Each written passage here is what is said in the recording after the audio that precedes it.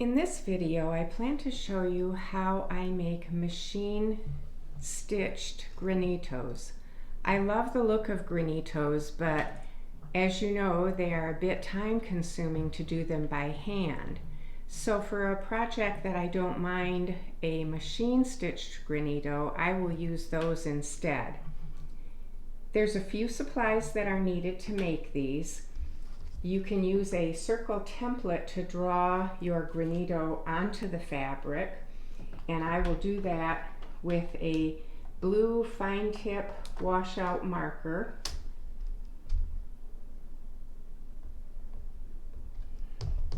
Just need to make a tiny circle. On the back of the fabric, I have a small strip of Totally Stable stabilizer.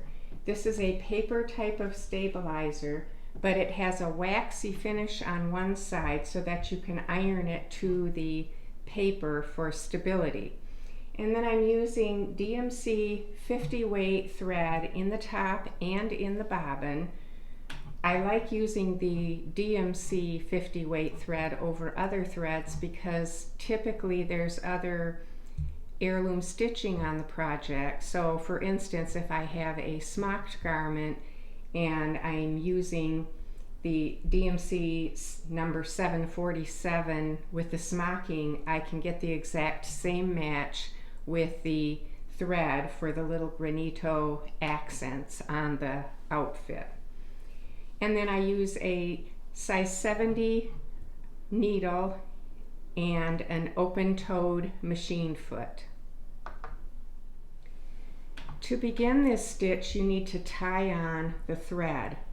To do that, I'm going to insert the needle into the fabric and take one stitch and then carefully pull on that top thread so that the bobbin thread comes towards the front.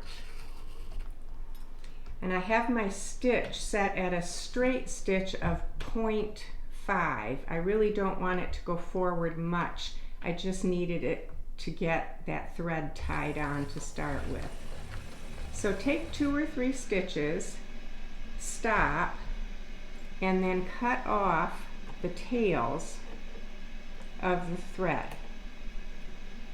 Okay, now you have no tails, but the thread is attached.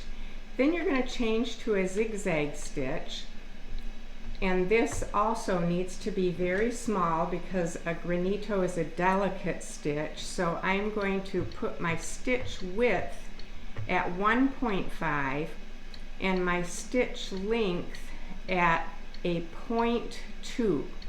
So it's almost not going anywhere.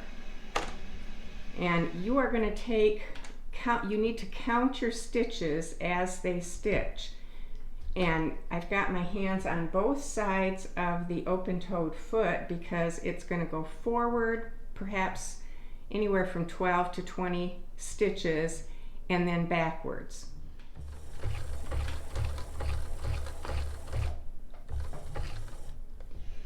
Now I'm going to reverse. I did 13 stitches total.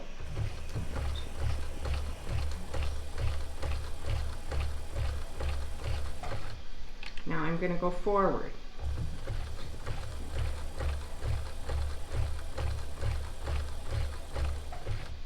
And then backwards.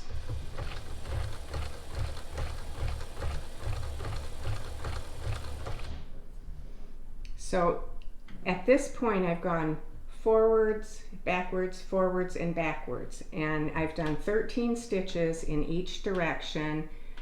That's all I need to do to complete this stitch.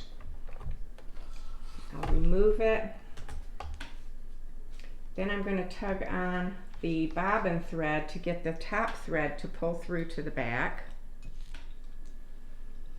And with the top thread pulled through to the back of the fabric, I'm going to tie a square knot.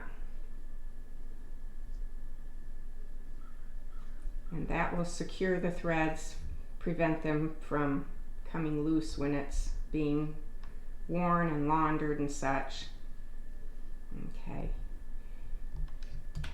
Then you can trim your tails off, and the last step is just to use a fingernail or whatever and go